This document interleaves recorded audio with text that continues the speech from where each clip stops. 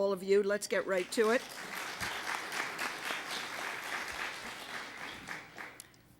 May I start with the birthday boy? And I won't say it again, I promise. No more. Give us some specifics, if you could. What is the press doing right? What is the press doing wrong? But to begin with, we should not only be talking about press. I believe that the subject and discussion today is media, which is by far broader than just the printing press, but I will come back to that. The starting point I would use is a sentence I heard by Louis just a minute ago.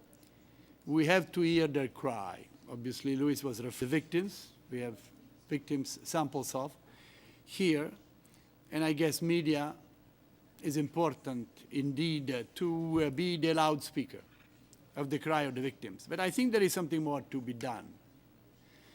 I believe that media needs to be able to mobilize society at large. Mobilize society at large. This is not happening. Let me just give you a sort of an analogy. The analogy I would have in mind would be the fight against tobacco smoking. Yes, there have been regulatory changes. Yes, there have been plenty of suits against the manufacturers, advertising, if you wish, labels on packages and so forth. But what has changed, or what is changing, the tobacco consumption habits in North America, in Europe, and slowly further east and in some of the developing countries, is the kind of consciousness of society at large that tobacco is wrong. Tobacco intake, in whatever form, is wrong. It damages the individual and those who are with the individuals and so forth. So it is not a question of policing so much, whether there is smoking or not in buildings or whether it's, or in social gathering of any sort. It's more in terms of this consciousness. We don't have anything of that sort in the area we are dealing with, against the crime we are talking about. That is what I would like media to do, to help us do. When I say media, I don't only mean as, again, newspapers or the reporting and the columnists and even the investigators or investigative journalists. I definitely have in mind Hollywood, whether it's the Hollywood of feature films. We were honored here at the United Nations a couple of years ago to premiere an important film, Trade, with Kevin Kline. There have been before then predecessors like Human Trafficking with Mira Sorvino. I'll be here today. All of those sorts of mass representation of the drama are part of an exercise which I consider crucial. Then there are the documentaries, the forthcoming Red Light, Jacobson. We are looking forward to that.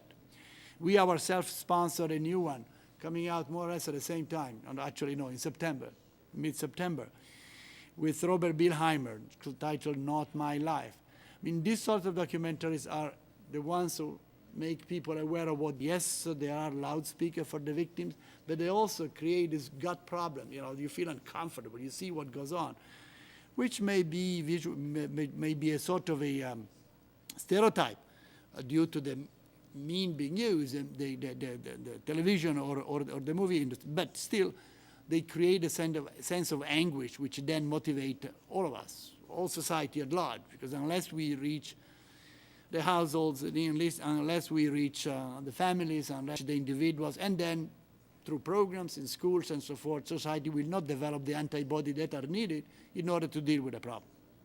But I have a more ambitious program than that.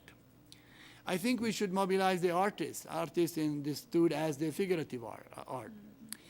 We were able to, and indeed we appointed Ross Bleckner, illustrious New York-based painter, to start not only in his own inspiration and his own new phase, but to start a sort of a movement among artists, painters.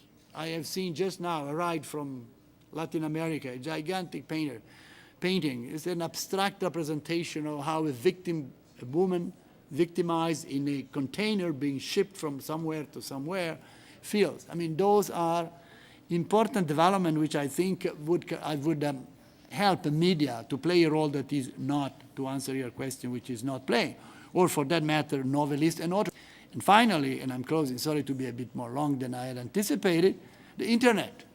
I don't think we are using the internet, in the sense of being able to mobilize an instrument which is key if you want to reach the young people. And the young people are part of the problem, either in terms of demand or in terms of vulnerability or in terms of, how they construct their own life, which eventually will be part of the society we have in mind.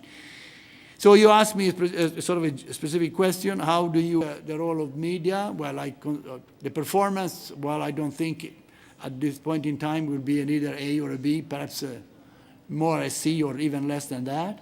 But the potential are definitely there if we are good at mobilizing the media, which we need as a multiplier, as a microphone, as a loudspeaker. I think we can get into a very significant impact on their part. Thank you. Thank you. I think we sort of, we'll all agree that but the reporters here at this table have done an extraordinarily good job at exposing the truths of what we're talking about. Let's hear a little bit about each of their projects. I wonder, Mike, if you want to kick it off and just very briefly tell us what your series found and what were the obstacles in getting to the truth as you did it? Happy to do that. When my editor came to myself and my team members, Laura Bauer and Mark Morris, to talk about doing a piece on human trafficking, my first thought was, well, why are we writing about a coastal phenomena or a border issue? And it wasn't long before I realized very quickly that it had come full force to the middle of the country. Mark Morris, our courthouse reporter, was onto a story about the indictment of 12 traffickers who had come to Kansas City to put up some people who were then distributed around the country to clean hotel rooms for something like $1 a day or less. Hundreds of those people ended up being human trafficking victims. The case is still being prosecuted, the GLS case in Kansas City. And it amazed me to what degree it had come to the middle of the country. And these people were Filipinos, people from the Dominican Republic.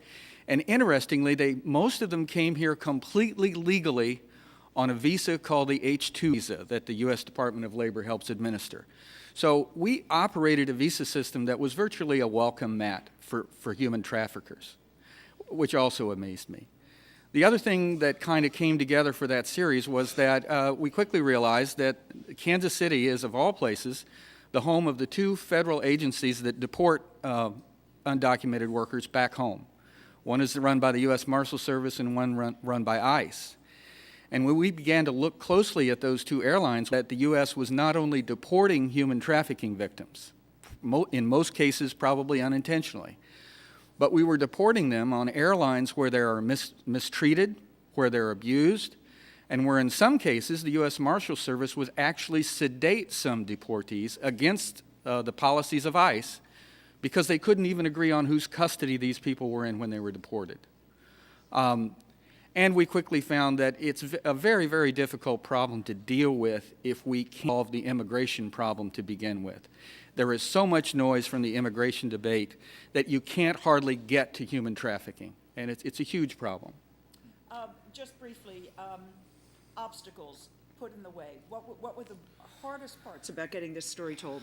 The hardest part was trying to find victims who would talk to us and who we would not harm by talking to them. Because most often their traffickers were still at large, and we had to be very, very careful, and we worked very closely with NGOs. We did not do more harm to those victims. And I think it's fair to say we did not in those cases. The other problem, as always for all reporters, is data. There are no good numbers on this problem. And the numbers that we have had been questioned over and over again by the GAO and others. The numbers that the U.S. comes up with are often put together by intelligence agencies, so they're put together behind a wall, and later they're questioned. Data is a huge problem for this issue. We live in a country that claims to have over 14,000 victims brought into the U.S. every year who are human trafficking victims, yet Congress has put together a visa plan that would only give 5,000 visas. If we found every one of them, we wouldn't have enough visas. So the data is a huge problem.